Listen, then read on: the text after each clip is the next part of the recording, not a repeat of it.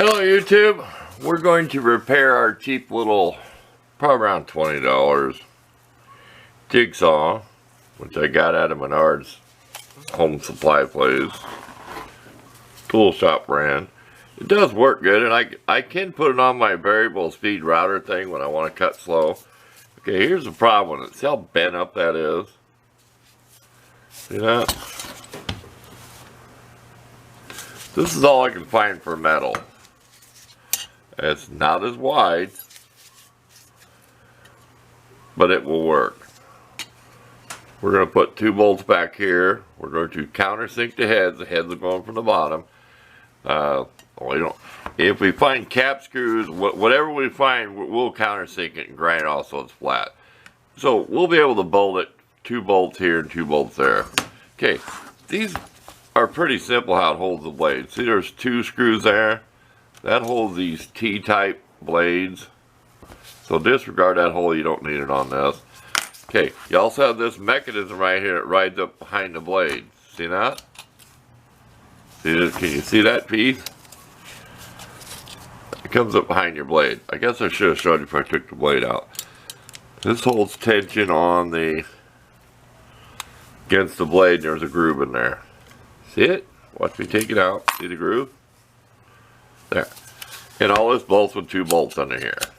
So we'll take this off, take this over to our vise anvil, flatten it out, and then we'll start measuring this piece. I said, I wish it was wider, but it don't matter. I have a table saw thing that's like an upside down jigsaw that goes upside down. Have y'all seen it? But we use this for cutting up pallets, believe it or not, with a big old rough cut thing. So we got some pallets to cut up for firewood. We're going to save the best ones, we're going to cut up the worst ones. So there we go. Let's talk more work. Let's get this apart. Okay, this is looking down on it. That's the front with a hole in the blade, of course. And here's your angle thing on it, if it's any good for anything. But, well, there's your problem. Now, we'll go hammer it out flat. We'll get this piece measured out. We're going to cut this with our cutter disc and our 4.5-inch grinder. We'll probably drill the holes by hand. We don't feel like going over the drill press and doing all that. It's just 4 holes. So, okay, back to work.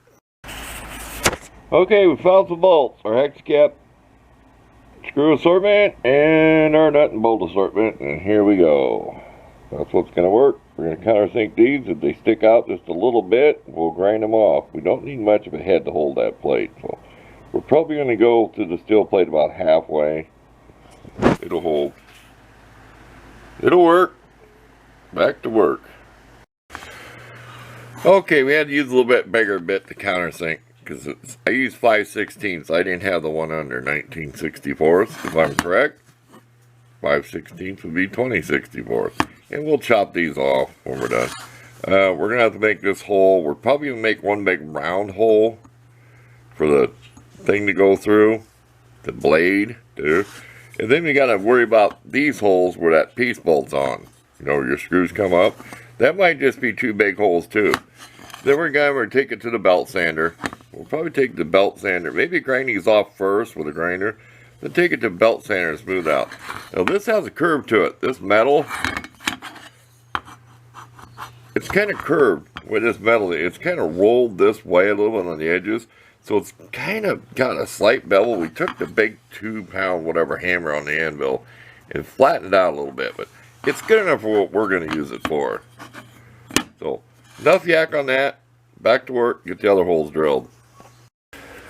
Okay, we got a hole to clear our blade. This piece goes up in here, so you don't have to worry about anything on that. All you gotta do is make these 2 holes to hold that. We're not perfect, but it's close enough.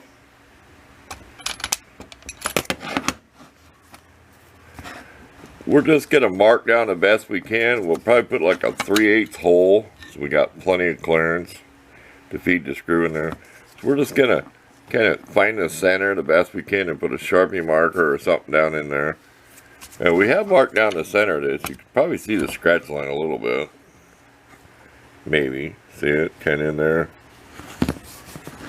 So we did mark down the center of this thing the best we could. We kind of got off. We had a little trouble with our drill. We may have burned up our cheap drill we used for buffing because I was using one of the uni bits and it caught, it jammed before I get my finger off the trigger, and then it stopped. So we're letting it cool down thinking maybe it might come back alive, but we did get off on that. It doesn't matter. Battery symbols flash means I'm talking too much. Back to work. Okay, we're almost done. See? We can get our Allen wrench in there to get to them screws back in there. Let's hold that, plus this has to slide into us. This just comes up, touches the blade, because this, some saws were orbitable. You know what I mean? They orbit. The blade would go like this on the high dollar ones. This just is a blade guide when you put pressure on it.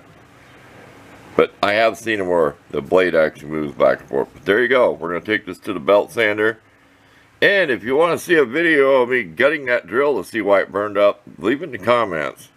For 20 bucks, I'd rather have it burned up and break my arm because it caught that unibit when I was on about the one hole size smaller than, well, about when I was getting ready to do this hole.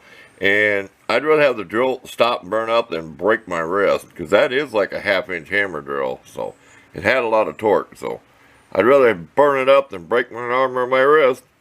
Okay, we'll take a photo of this here, just for the fun of it. And stay tuned, we're almost done.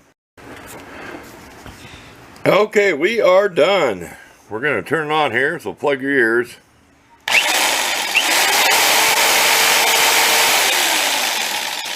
That little roller just as a guide back there, and just like, kind of like on a bandsaw. Kind of cheap, but it works. So I've used it for all kinds of just cutting up small boards and stuff. I'm going to cut up some pallets with it. It's not going to hurt the cheap thing. There you go. We are done. That's on the belt sander over and over, different directions.